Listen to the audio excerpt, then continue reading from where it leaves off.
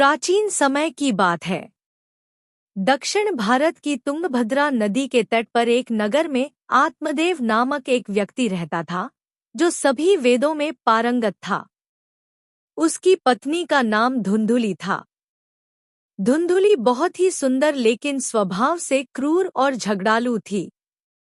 घर में सब प्रकार का सुख था, लेकिन वह व्यक्ति अपनी पत्नी से तो दुखी था ही साथ उसे कोई संतान का सुख भी नहीं था।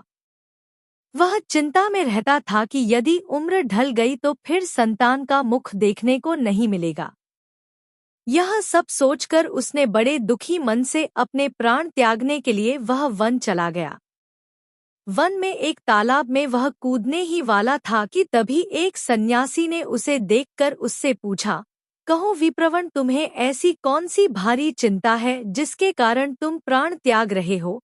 आत्मदेव ने कहा, ऋषिवर, मैं संतान के लिए इतना दुखी हो गया हूँ कि मुझे अब अपना जीवन निष्फल लगता है। संतानहीन जीवन को धिक्कार है, और मैंने जिस गाय को पाल रखा है वह भी बांझ है।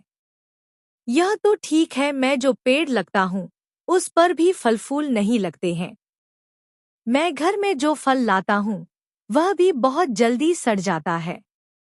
इन सब बातों से मैं दुखी हो चुका है। ऐसा कहकर वह व्यक्ति रोने लगता है। वह संत उसकी बात सुनकर उसके ललाट की रेखाओं को देखता है। रेखाओं को देखकर वह कहता है कि विप्रवण, कर्म की गति बड़ी प्रबल है, वासना को छोड़ दो। सुनो, मैंने तुम्हारा भाग्य देख लिया है।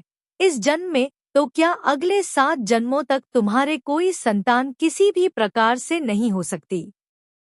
तब ब्राह्मण कहता है कि फिर मुझे प्राण त्यागने दीजिए, या आप किसी भी यत्न से मुझे पुत्र प्राप्त का मार्ग बताएं।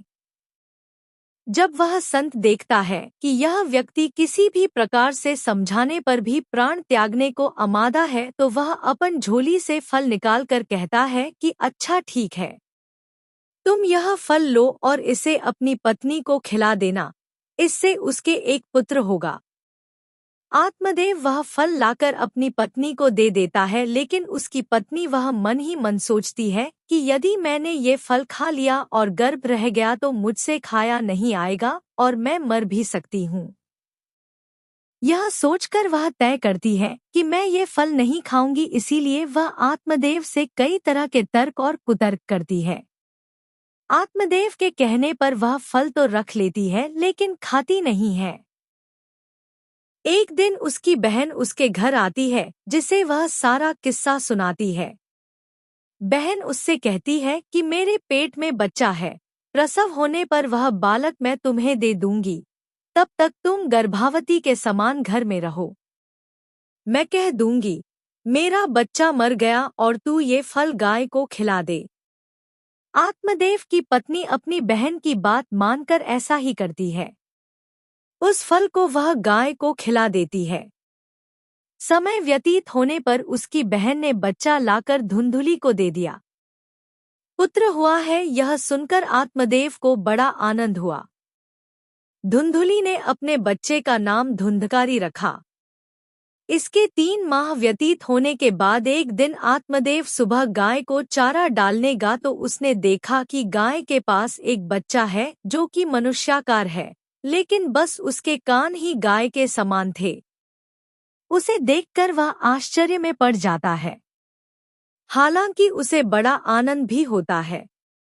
वह उस बच्चे को उठाकर घर में ले जाता है। उसका नाम वह गोकर्ण रखता है।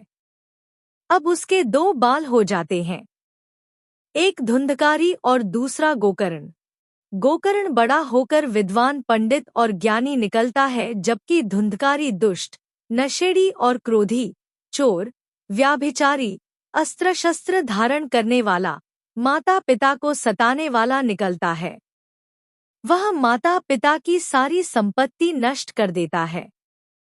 एक दिन वह पिता को मार मार कर घर से बाहर निकाल देता है।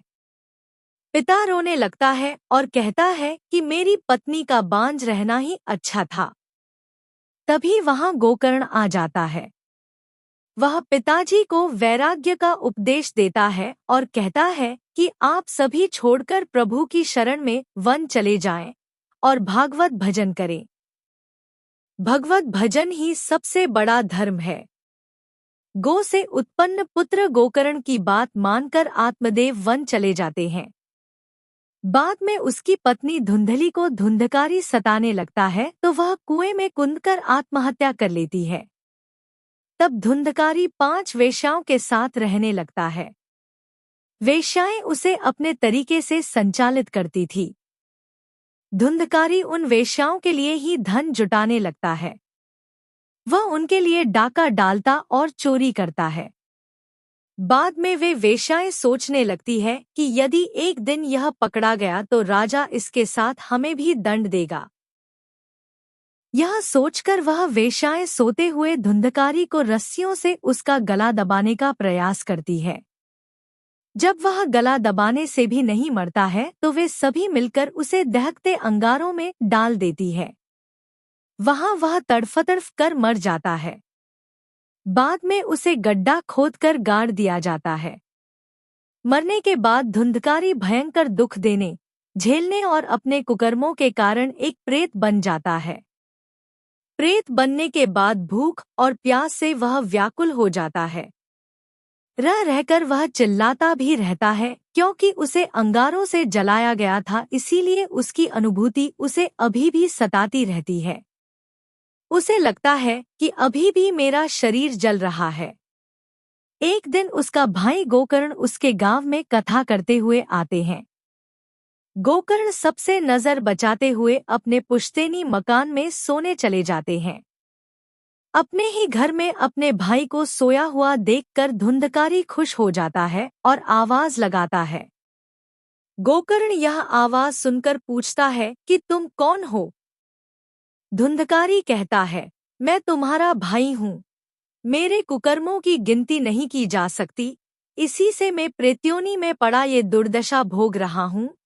भाई, तुम दया करके मुझे इस योनि से छुड़ाओ। गोकर्ण कहता है कि मुझे बड़ा आश्चर्य हो रहा है। मैंने तुम्हारे लिए विधिपूर्वक गयाजी में श्राद्ध किया, फिर भी तुम प्रेत्योनि से मुक्त कैसे नहीं हुए? मैं कुछ और उपाय करता हूँ। कई उपाय करने के बाद भी जब कुछ नहीं होता है तो अंत में वह सूर्यदेव से पूछते हैं, तो सूर्यदेव कहते हैं कि केवल श्रीमद् भागवत कथा सुनने से मुक्ति हो सकती है, इसलिए तुम सप्ताह पारायण करो। तब गोकर्ण ने व्यास गद्दी पर बैठकर कथा कहने लगे। देश गांव से बहुत लोग कथा सुनने आने लगे। इतनी भीड़ हो गई कि सब आश्चर्य करने लगे। तब वह प्रेत भी वहां आ पहुंचा। वह इधर-उधर स्थान ढूंढने लगा। इतने में उसकी दृष्टि एक सीधे रखे हुए 7 गांठ के बांस पर पड़ी। वह वायु रूप से उसमें जाकर बैठ गया। जब शाम को कथा को विश्राम दिया गया तो एक बड़ी विचित्र बात हुई। सबके देखते देखते उस बांस की एक गांठ तड़तड़ करती फट गई। इसी प्रकार 7 दिनों में 7 गांठें फट गई और 12 स्कंद सुनने से पवित्र होकर धुंधकारी एक दिव्य रूप धारण करके सामने खड़ा हो गया। उसने भाई को प्रणाम किया। तभी बैकुंठवासी पार्षदों के सहित एक विमान उतरा। सबके देखते ही धुंधकारी विमान पर चढ़ गए। उन पार्षदों को देखकर उनसे गोकर्ण ने कहा, भगवान के प्रिय पार्षदों, यहाँ हमारे अनेकों शुद्ध हृदय श्रोतागण हैं, उन सबके लिए एक साथ बहुत से विमान क्यों नहीं लाए? यहाँ सभी ने समान रूप से कथा सुनी है, फिर फल में इस प्रकार का भेद क्यों?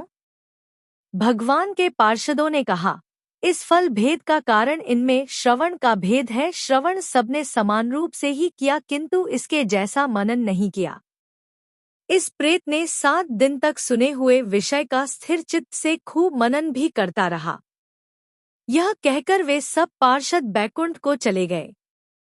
श्रावण माह में गोकर्ण ने फिर से उसी प्रकार सप्ताह क्रम से कथा कही। वहां भक्तों से भरे हुए विमानों के साथ भगवान प्रकट हो गए। उस गांव में कुत्ते और चंडाल पर्यंत जितने भी जीव थे सभी दिव्य देह धारण करके विमान पर चढ़ गए। भगवान उन सभी को योगी दुर्लभ गोलोक धाम में ले गए।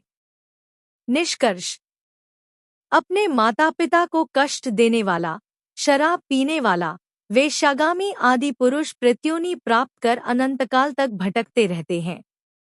अब न हो गोकर्ण की तरह कथा सुनाने वाले हैं और न सुनने वाले। धुंधकारी को उसके पापों की सजा तो मिली ही, साथ ही उसने प्रत्योनी में रहकर भी सजा भुगती। बाद में जब उसे पछतावा हुआ तो भागवत कथा सुनकर मन निर्मल हो गया। निर्मल मन होने से उसके सारे संताप जाते रहे। ऐसे ही धार्मिक कथाएं सुनने के लिए हमारे चैनल को सब्सक्राइब करें और घंटी के बटन को जरूर दबाएं। जय श्री राम।